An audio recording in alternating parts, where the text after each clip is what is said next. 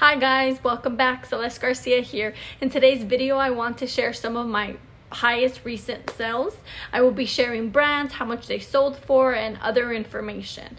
Before I get started though, if you like content about reselling and if you want to learn more about reselling, please make sure to subscribe to my channel and to click the bell to get notifications on when I upload new videos, okay? All right, so let's get started. In previous videos, I showed you brands that I constantly find, that I find often, but today I wanted to make a video on brands that I don't find that often, but are items to look out for, okay? I will be including pictures up here of the item, the tag, so you can know what to look out for, okay? So the first item that, and I'm going to be looking at a paper down here because I have them written down. So the first item that sold, and this one sold August 9th. This one was a Ralph Lauren hand knit like duster. It was striped. This one I actually got at the bins, and this one sold for $165 plus shipping, okay? I knew it was special because I've learned that Ralph Lauren creates a lot of Aztec striped multicolor cardigans, and those go for quite a bit of money. So I think I listed this for $250 and I took the best offer of $165. I was happy. This one actually was not in perfect condition. This one actually had a hole, and so I listed it this way and it sold for still $165 plus shipping, okay? So that was a great one. Please, by the way, also let me know if I'm over explaining things. My husband always tells me that, you know, Celeste, you always over explain everything. No need to. So if you like short and quick videos, please comment below. Celeste, keep your videos short, or no, the over explanation or the explanations, I'm good with that. Okay, so just let me know.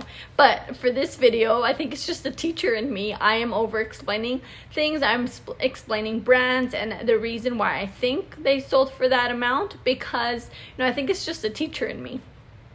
The second brand, I do not know how to pronounce it, so I might be butchering the name, but it's Skander. And this one I sold August 31st, and I sold it for $200 plus shipping. This one was a thrift store find. I got it for like $3. And I actually found two of them at the same thrift store. This one did not have flaws. The other one that I found sold for less because it had like some light stains.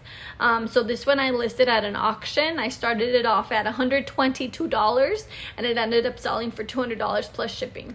Okay, so that's a awesome brand to look out for. I don't find it often. I think I've only found it like 3 times, but it definitely brings money when I find it.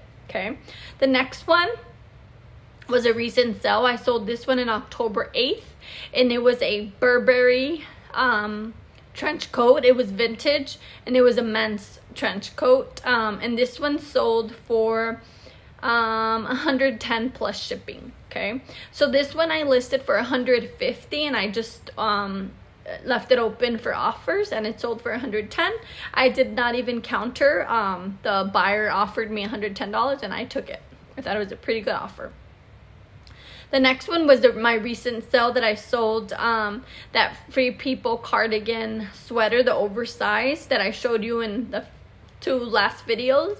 This one sold for $115 plus shipping. Okay, the next brand, the next thing I sold, and this was September 19, was this Show Me Your Moo Moo God shawl dress. I simply looked up different styles and I found the style name, so I was easily able to look up comps that way. This one I listed at $120 and somebody offered me $80, and sometimes, you know, just depending on my mood, I don't even counter back. If it's a pretty good deal, I like to give my customers a good deal, and so I just took the $80. I was fine with the $80. This one's actually like a bridesmaid's dress, and so it's beautiful, and it sold for $80.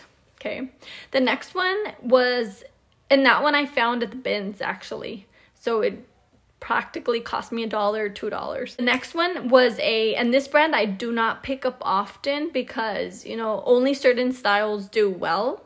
But most of the styles that in my personal opinion, don't do that well. So I am very careful about the items I pick for this brand.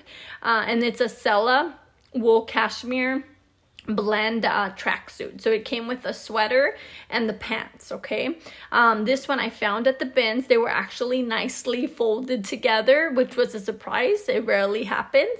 And this one I listed for $92 or best offer, and somebody offered me $80. And again, I didn't even counter. I thought it was a pretty good offer and I took it. Okay, so they paid $80 plus shipping on it. Okay, something to note is that items that have like a cashmere fabric, 100% cashmere, do very well. Even a cashmere blend does pretty well as well. So that's the reason why I picked it up. When I picked it up, I touched it. I knew that, you know, it was something. I quickly put it in my cart and I later looked it up. There weren't many comps for it, but I knew it was special, and so I went with my gut feeling, and it actually sold about like a week later after I picked it up. The next one, this one actually sold. The next one is a LuLaRoe Harvey denim jacket, and this one was a size 3X. This one sold for $84.99 plus shipping. Okay, so this one I picked up at a regular thrift store, and I think I paid about $5-6 for it, and it was I made a pretty good profit from it. The next one I picked up from the bins. It's a moth Anthropologie like fuzzy sweater. It was funny because, you know, that day I went to the bins, I had gotten late after the rotations, you know, where everyone had gone through all the clothes already, and I saw this ugly thing, what I thought was ugly from a distance.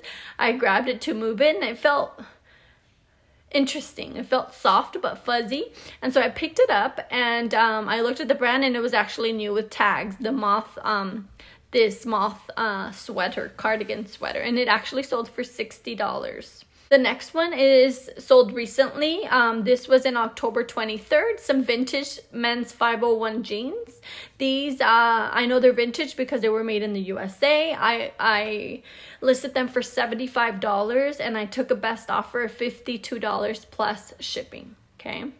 Vintage 501 jeans or vintage jeans do pretty well. The women's usually do better than the men's, in my opinion. I have more luck with the women's. I can sell them for more than the men's. Okay, and I always like to get the smaller sizes because I know sometimes some women wear some of the men's 501 jeans because that's what's in style now, and you can't really tell that they're men's. Okay, the last one I'm sharing today is, you know, are some Rock Revival jeans that I sold September 12th, last month. I sold these for $63.99 plus shipping. I also picked these up from the bin, so I think I only paid about $2 for them, and I was happy about that. Okay, so that's all I have for you today. If you like my videos, give me some positive reinforcement. Give me a thumbs up and share it with your family and friends. That would really help me out. Thank you so much, guys, for watching. Bye-bye.